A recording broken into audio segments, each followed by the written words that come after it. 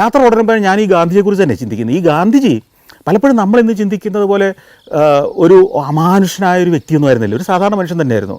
അദ്ദേഹത്തിൻ്റെ ജീവിതകഥ ഞാൻ വായിച്ചിട്ടുണ്ട്.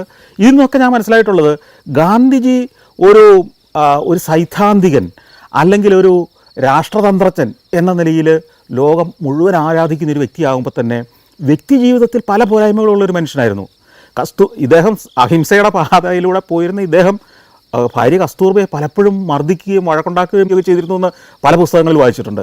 അതുപോലെ തന്നെ സ്വന്തം മക്കളുടെ കാര്യത്തിൽ വേണ്ടത്ര ഒരു പരിഗണനയും കൊടുത്തില്ല. അവരുടെ ആഗ്രഹങ്ങൾക്ക് വേണ്ടി അദ്ദേഹം ഒരു ചെറുവിരൽ പോലും അനക്കിയിട്ടില്ല എന്ന് പറയുകയും, അപ്പോൾ ഈ ഒരു വൈരുദ്ധ്യം എന്നെയും പലപ്പോഴും ഒത്തിരി ചിന്തിപ്പിച്ചിരുന്നു.